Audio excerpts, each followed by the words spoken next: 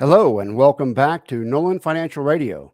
My name is Chris McKinney from Nolan Financial Partners. If you'd like more information about what you hear during today's show, give us a call at 719-210-4242. That's 719-210-4242. You can also visit us online at our website, nolanfinancialpartners.com.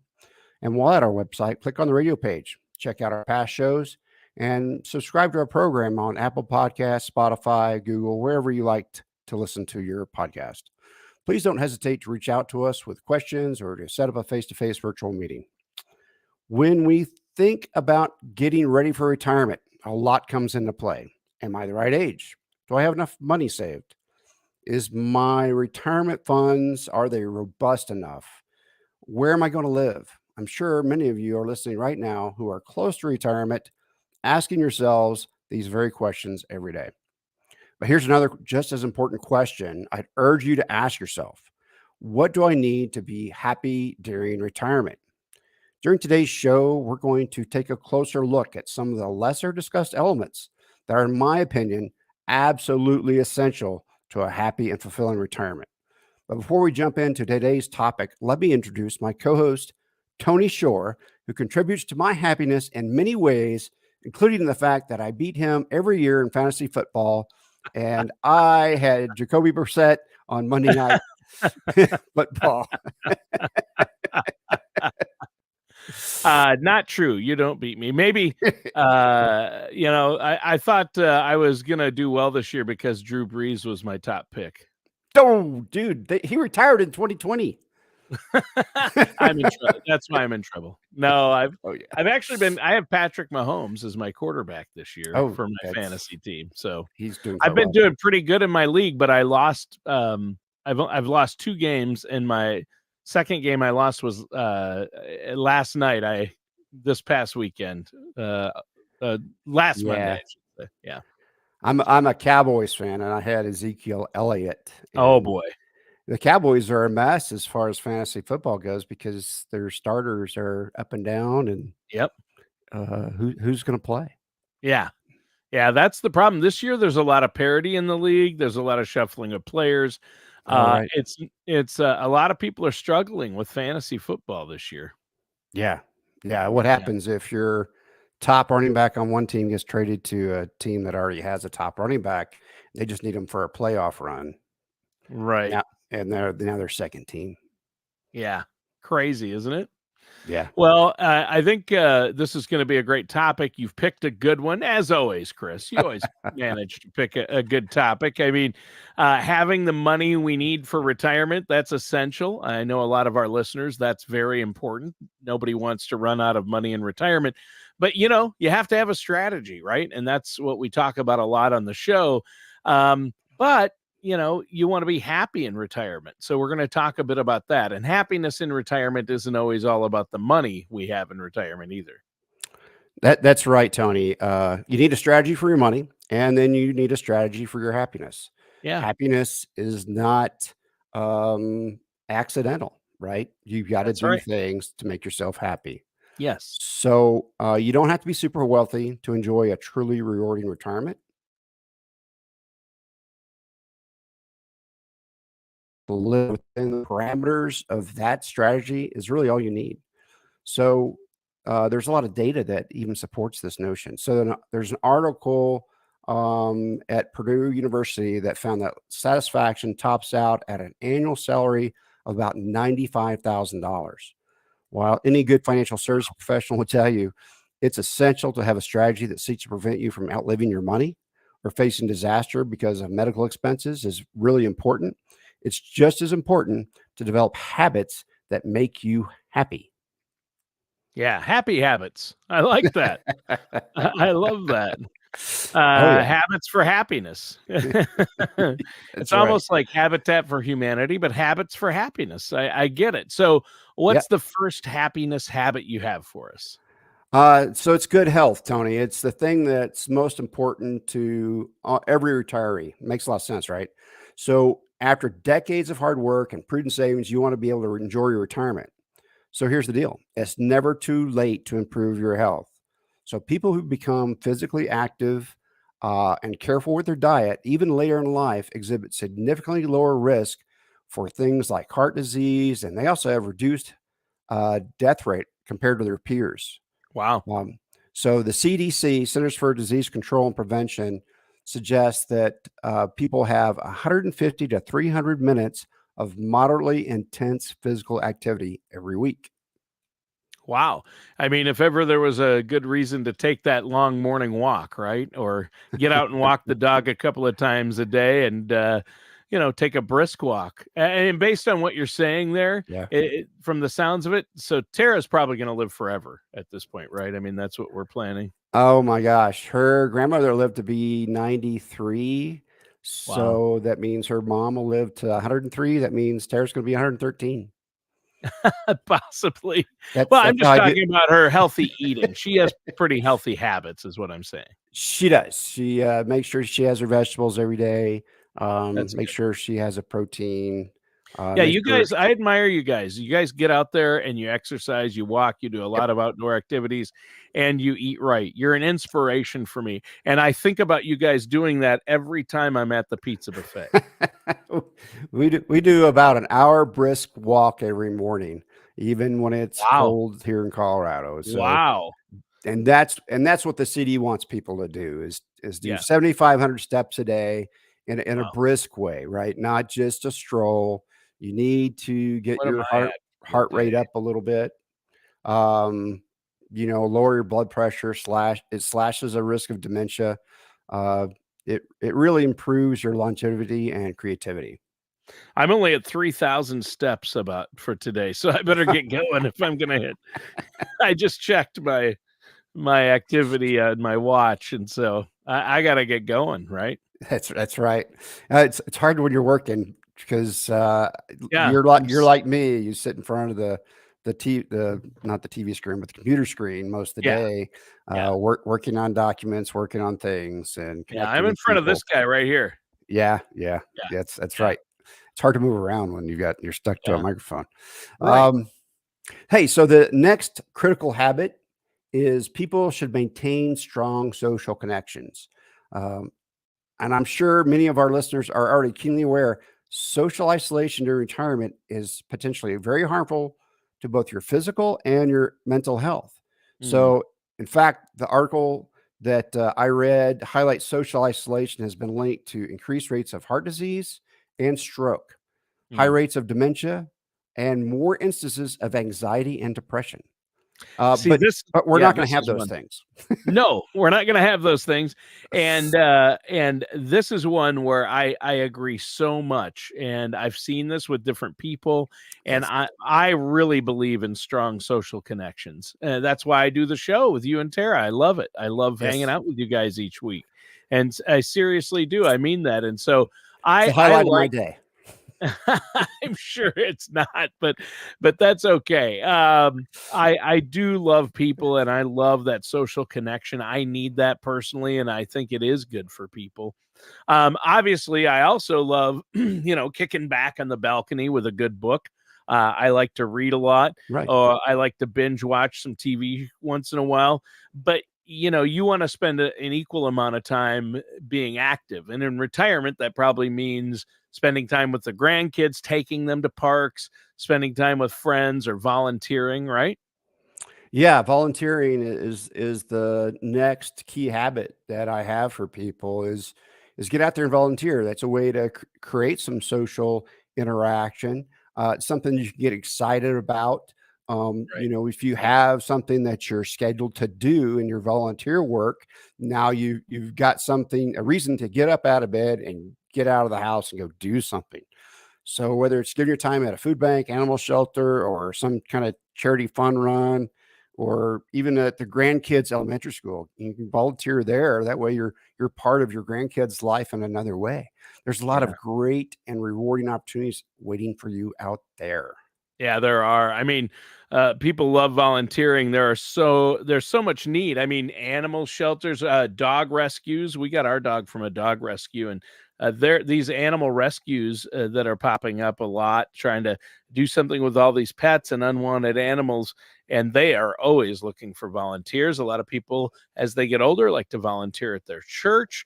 There are a lot of opportunities out there. So I think that's great. But we're a financial show, obviously. So tell us a bit about how, in your experience, Chris, healthy retirement habits, like we've been talking about, exercising, eating well, avoiding isolation, how can they be part of a financial strategy then? Well, you're right, Tony. So first, we walk through people through their income strategies, all the things that support a healthy retirement, like insurance and other things, like managing your 401k correctly, how to spend your retirement dollars in the right order. Those kind of things are very important. But the longer you maintain that good health, the better chances of maintaining enough cash and other assets to provide you with the freedom and flexibility that will maintain your ideal retirement, your lifestyle, right? You want to have a robust lifestyle in retirement. That's why we work so hard. Yeah. Yeah, and that makes sense. And I think it's really important that listeners also work with somebody like yourself to develop these strategies and put a plan in place, put a plan together for their finances and what they're going to do in retirement. How can our listeners get a hold of you to set up that no charge consultation? Well, they can visit our website at nolanfinancialpartners.com. There's a place to sign up there. Or probably the best way is to call our office at 719-210-4242 to discuss how we might be able to answer your questions, address your concerns about your retirement income. It's our goal to help you prepare for retirement. If you worked really, really hard for, that number is 719-210-4242. If you mention the radio show, you'll get a complimentary consultation. All right, Chris, that's awesome. And you've been talking about, maintaining good physical health, avoiding social isolation as two key habits that Right. can make retirement more enjoyable and a lot happier. Yeah. What's another positive retirement habit you have for us? So be to look, having a purpose, right? You got to Right. have something that you're doing for a reason. So you had this purpose while you were working. You had a long career in retirement. You had purpose with that. And you're thinking that now I'm retired. I don't need a purpose. I just want to go where the wind takes me. Um, Not really. That's really, you need to have a purpose. Will provide you with physical and emotional rewards. We talked about volunteering, avoiding social isolation. Volunteering is a great way to find purpose in retirement. So, a quick Google search will provide you with a long list of outstanding charity and nonprofits in your community. There's also a website called volunteermarch.org that allows you to search opportunities by city and categories like animals, arts, health, literacy, and much more to help you find that good place to volunteer.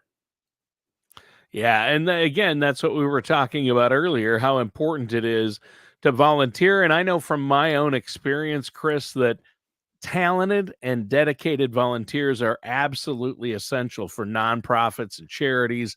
So there are a lot of opportunities out there. What do you have for us next? So the next thing is to keep your mind sharp. Well, how can we do that? Be a lifelong learner. It's a really good habit to have. Uh, Maybe it's reading some things that you're not familiar with. That's not just fantasy fiction or nonfiction. Maybe read some biographies about people, things like that. Maybe continue some education. The community colleges have some things that you can do to help keep yourself mentally sharp. They have classes specifically made for people that just want to learn. They just want to learn things. So keep your brain as active as you can. Challenge your brain with mental exercises is a great way to activate the processes in your brain that help maintain individual brain cells and stimulate communication among them. Yeah, I've heard that's a good way to help stave off Alzheimer's and dementia is doing brain exercises and stimulating. So the brain doing different things, Yeah. crossword puzzles, reading especially nonfiction, as you mentioned. And I think that's great. Obviously, lifelong learning is great, and you're never too old to learn something new or to study. I know a lot of seniors take a few college courses. My mom did that as a Yep. senior, so that's really good. So, what are some ways out there to exercise the brain? Well, so yeah, you mentioned crossword puzzles. That's a great Oh yeah. way. There's You can get involved at senior centers and check out local colleges. Maybe even your school district's community education department has some great resources out there. Maybe it's some kind of game that stimulates your thought processes and how you think. Right? It's not the Candy Crush. Yeah. It's more on the lines of Wordle and Scrabble, Scrabble. Yeah, online that's what Scrabble I was gonna games. those are the first 2 I was thinking of, Yeah, Scrabble and Wordle. Yeah. things that make you put 2 1 and 2 together, Yeah. not just mind-numbing, Wait, I was told there would be no things. math, Chris. I was told there come 1 and 2 is 3. That's all the on. math you're getting. But I know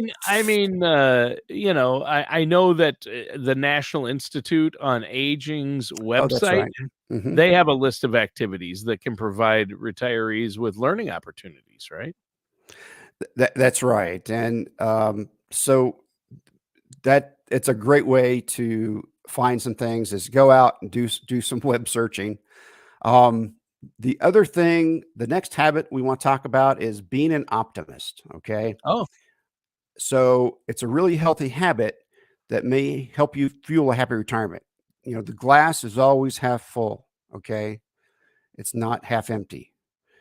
Kiplinger, the article I read, talked about an optimistic attitude has been shown to lower your odds of developing cardiovascular disease and other chronic illnesses.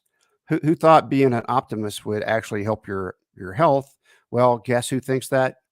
Doctors think that. So there's a Academy of Sciences study that found that optimistic people live longer.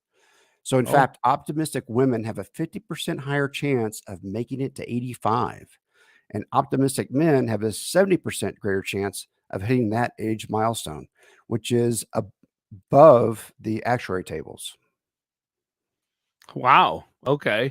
So, it's interesting to hear those stats. I mean, but it's not something you can develop, right? I mean, either you're an optimist or you're not? You can train yourself, you know, Tony. Huh, It's something that you can learn. right. Okay, I've learned how to be an optimist.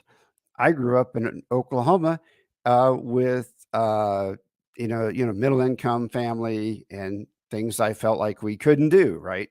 So there was always a half empty around. Mm. Um, Now I've kind of changed my mindset about that, and I've tried to develop good habits. So there's a lot of simple exercises like reframing a situation in a more positive way, then it can help you be more optimistic. You Oh, can cool. slowly rewire your brain to be optimistic. It's something you can learn. I stand corrected. Chris, thanks. So there is hope for me. Yes, there is. That's what you're saying.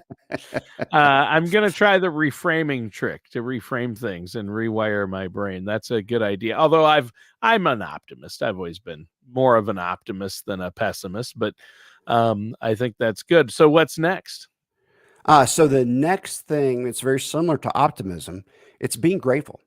It's a powerful habit that may make your overall life happy. Hmm. Study highlighted in the article notes that people who took time to acknowledge their blessings had a more positive outlook in life in general, reported fewer problems, and were more likely to help others. Wow. So optimism and gratitude, they go hand in hand. I think those are great attributes to have. And I think that's great. I like it.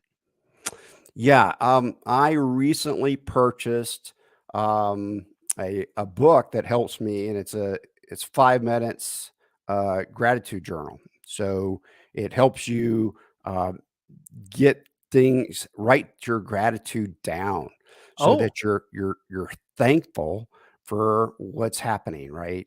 So it's a really good way to show That way, to teach your brain how to be grateful. And you Oh, only write that's neat. down grateful things. You don't write down the problems. You write how that problem helped you get to a solution, right? So it's writing down something grateful. Is that every day, like a daily? It's a daily habit, but So you only have to write down like 5 things a day. sure, So it's not a hard thing. right. It's not homework. So you write something, you each day you write down something you're grateful for. So I Right. assume that tomorrow, if we went back and looked at your entry that you're going to write today, it'll say, "I am grateful for Tony Shore and his friendship Yes, on the radio show." that's right. I'm very grateful for Tony I'm Shore. I'm kidding. grateful the sun came up. I'm grateful for blue skies and the warm sun on my shoulders. Yeah, that all sounds like something you'd write, except for the Tony Shore part, maybe. I don't know if uh, you'd remember to work me in there or not. Just in my dreams, that's in my dreams every day is like, I appreciate Tony Shore in Chris's book. well, So my point is they can be simple things. It doesn't have to be. It's not cosmic. It's not sure. hard. Just think Oh, of that's a something good point. simple. I like the idea of Don't. journaling every day too, Yes. about something you're grateful for. That would help rewire you to be more of an optimist and more grateful. So that's good. What's Yeah. another healthy habit you have for us? So here's a healthy habit that I really love, and I have a couple of these. Get a pet.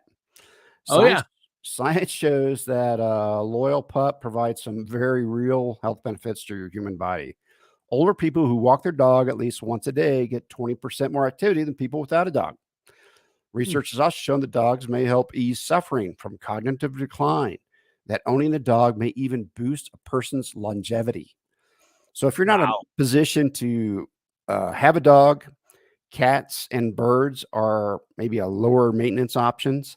I Yeah. have 3 horses. They are not lower maintenance options. No. Eh, We've heard Tara tell some stories about taking care of the horses before, and oh, they're a lot and of work. they're a lot of work, and they have attitudes, and they have personalities that, we interact with, and so they're fun. We Oh, have a ki horses are great. Yeah. we have a cat, so the cat kinda runs the household and then reminds us when the horses are hungry too.